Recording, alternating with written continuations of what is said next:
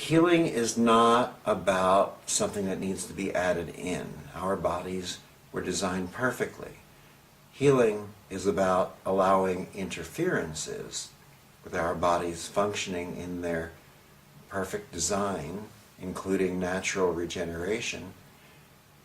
It allows removing the interferences so that our bodies can do what they're designed to do.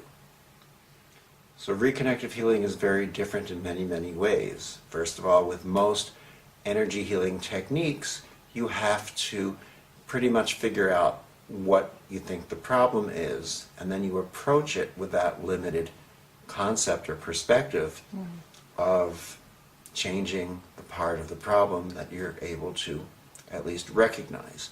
In essence, this is diagnosis. Now, a lot of them say it's not diagnosis, but if you determine what needs to be speeded up or what needs to be slowed down, you're diagnosing. If you're determining where there's an ache or where there's a pain, there's a diagnosis of form going on. If you're using, whether it's a pendulum, whether it's O-ring, whether it's muscle testing, you're diagnosing because you're trying to figure out where the weakness is or where the strength is, where the congestion is, where the chakra color change is, where the spin should be. These are all forms of diagnosis. And really, well, the understanding might come about if we look at the word diagnosis. We have di from the Greek, meaning two. Agnosis from the Greek, we have di from the Latin, meaning two. Agnosis from the Greek, agnostic, meaning don't know. So there you have it. Two people who don't know, you and your doctor, so why bother?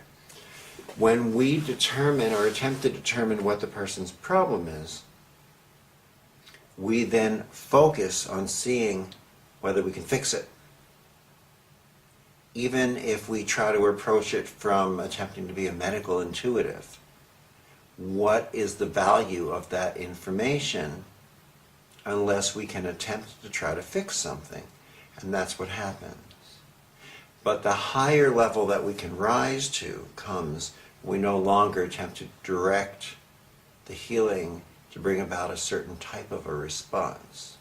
But instead, when we allow ourselves to rise to the level of becoming the observer and the observed, and as we're willing to be in that state of observation, we find that the universe displays the perfection and beauty of the healing process before us.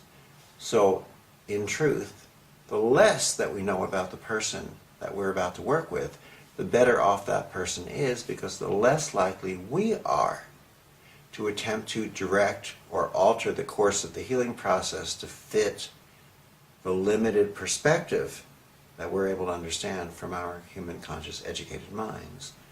And the more likely that we are to gain the true gift of being able to witness a more phenomenal, a more comprehensive, a wiser, and more intelligent healing.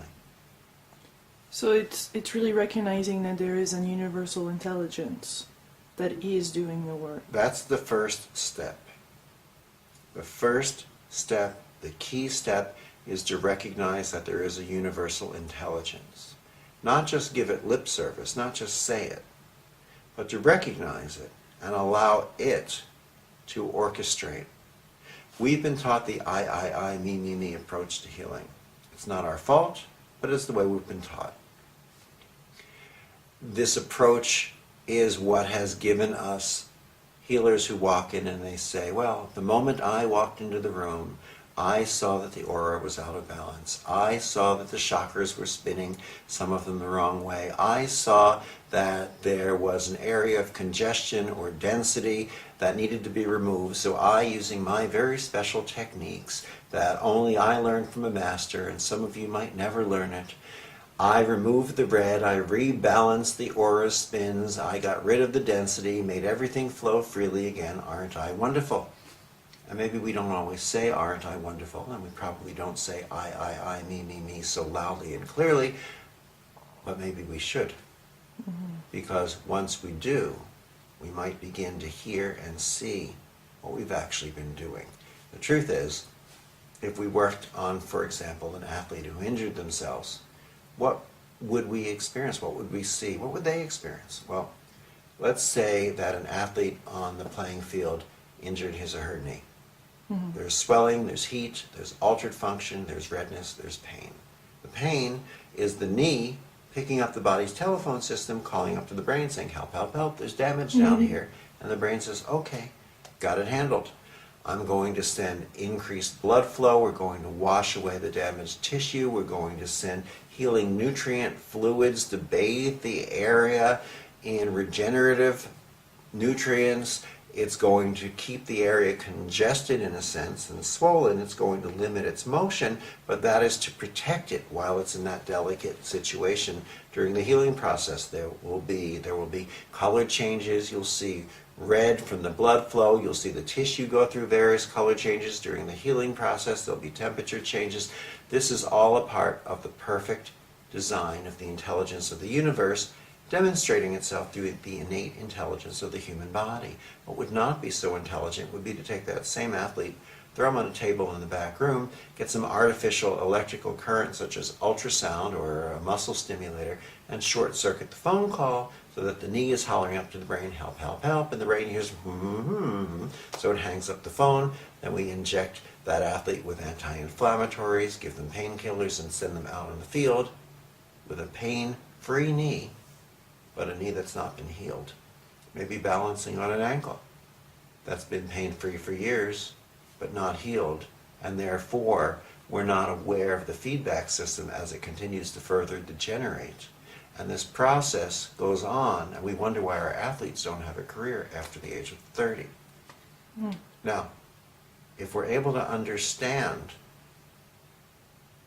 this concept, then the question that we need to ask ourselves includes, is the intelligence of the universe any less intelligent off of the body than it is on the body?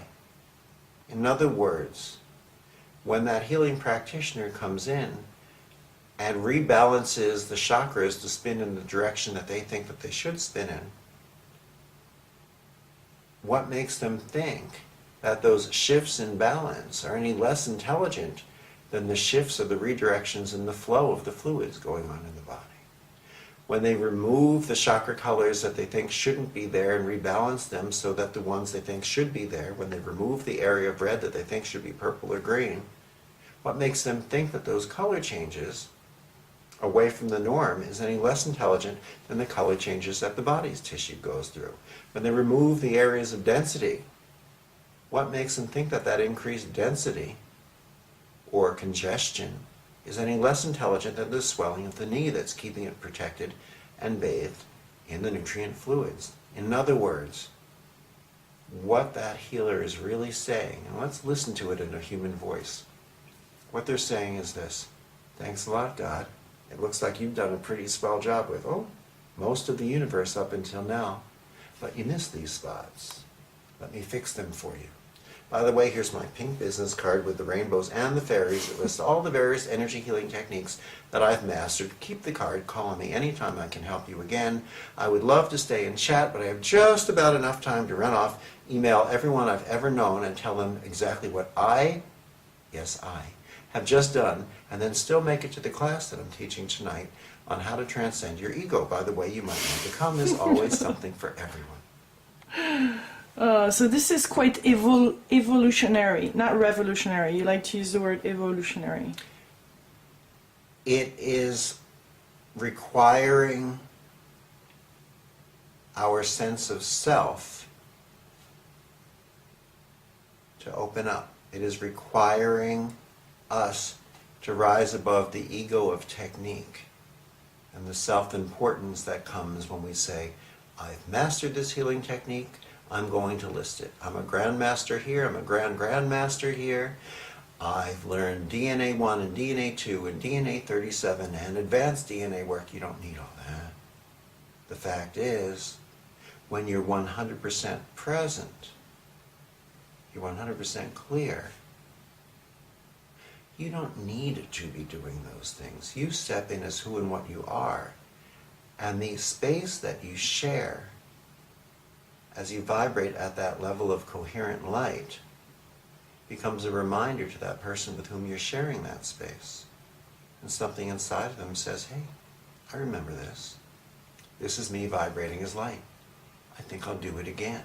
And as they return to that vibration of light, nothing denser, nothing heavier than light really has anything left to hold on to. So it simply falls away, if appropriate, for that person at that point in time in their life. And healing really is just that simple. But you must piss off more than one person on this planet Oh too God, with this. yes, but you know what? If all we did was make sure that we said nice things that made everyone feel good, how much change might we necessarily bring about? The fact is, every time we think we need to hold one hand here and one hand here and collapse a wavelength, we're being so self-important as if we know where that wavelength should collapse.